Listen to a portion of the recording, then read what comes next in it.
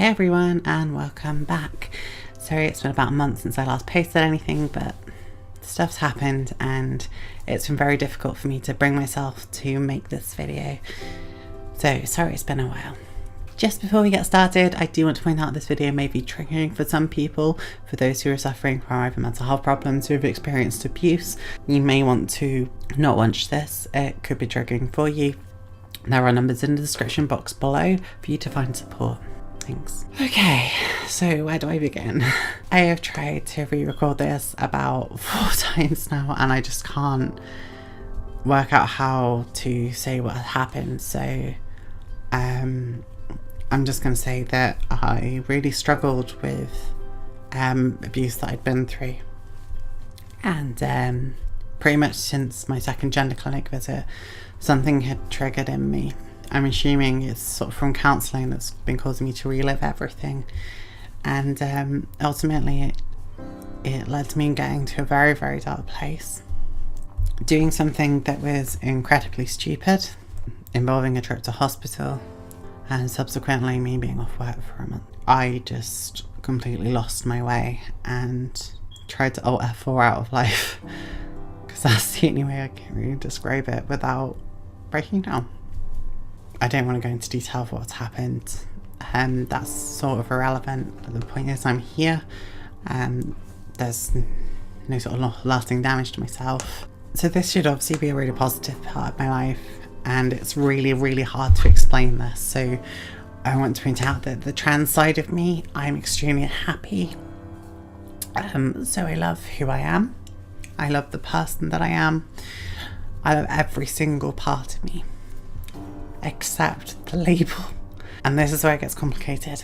So I love the person I am. I love most of my body, bar certain bits I have issues with, which are getting resolved, partly through surgery, partly through laser, blah, blah, blah.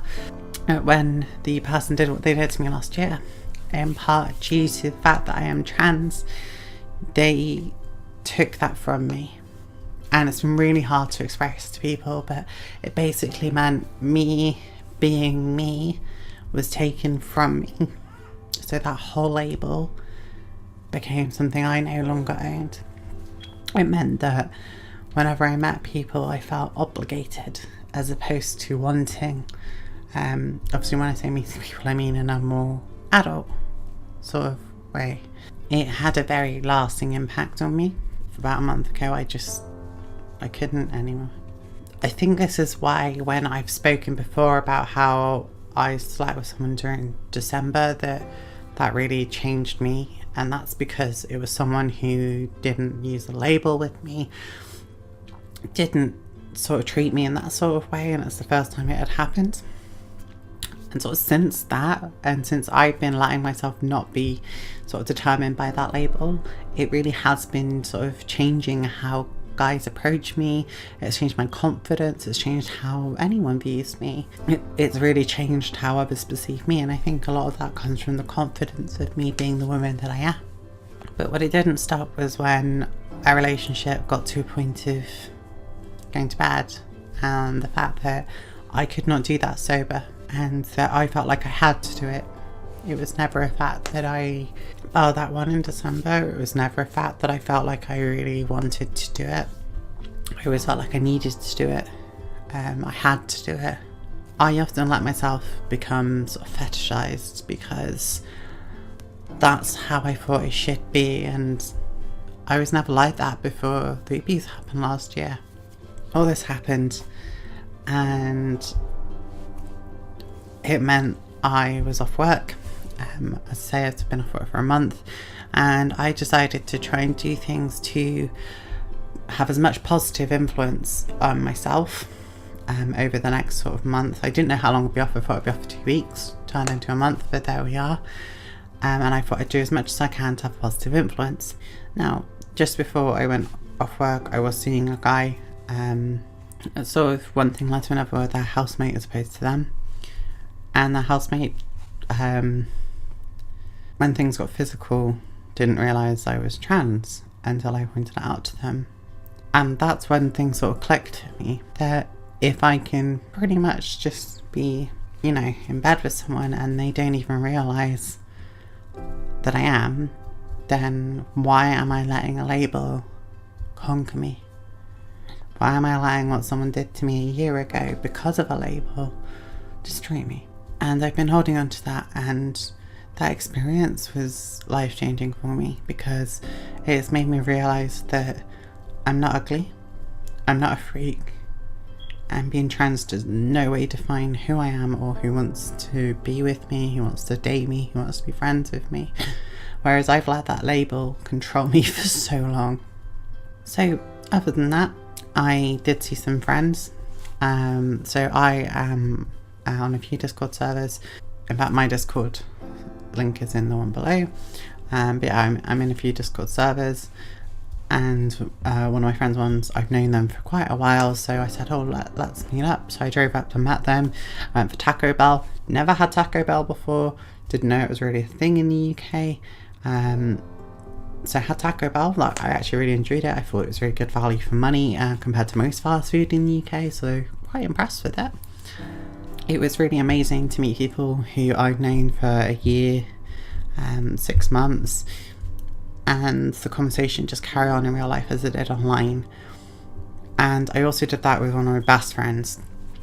I've known him for 18 months now, and he is someone who has been there for me in so many ways. He's taken drunken phone calls from me, although it tends to be drunken messages off me because he doesn't like the phone. Drunken texts off me, drunken pictures off me, drunken everything basically.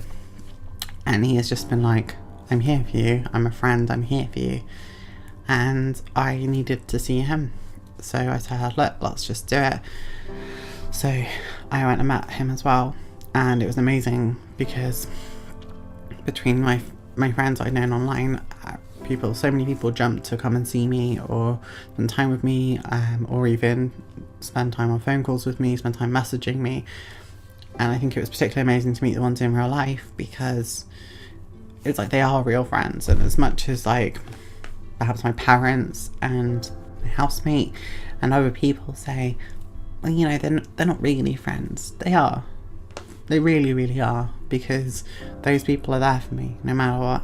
Those people love me, those people really care, and they've sent me so many wonderful messages and expressions of love and affection.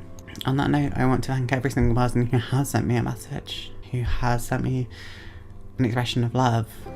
Just thank you. Or if you've just been there for me, just thank you, because I wouldn't have got through this last month without you. I've been planning for my future. I think one of the things that I've been really scared of is change. And I'm not sure what's going to change, but I've been looking at how I can make changes to my life to influence me for the better. Some things are not going to change very quickly, but I'm sure I can get there. I want to start again, start as me post-surgery, just as the woman that I am and the woman I love as myself. So I am looking to the future. I just need to somehow find my way there. I know with the friends that I have around me, both IRL and through sort of Discord or any other online mediums, I know I'm going to get there. I'm not really too sure how coherent this video has been. I'm really sorry if it hasn't been very clear, but, you know, shit happens. So I'm sorry if it's not really made too much sense. It's somewhat embarrassing for me, I guess, because I feel like I failed, because everything was going so well for me, and then I've just nosedived. But, you know, I'm coming back up. I'm going to climb back up this hill, and I cannot wait to be the woman that I know I am.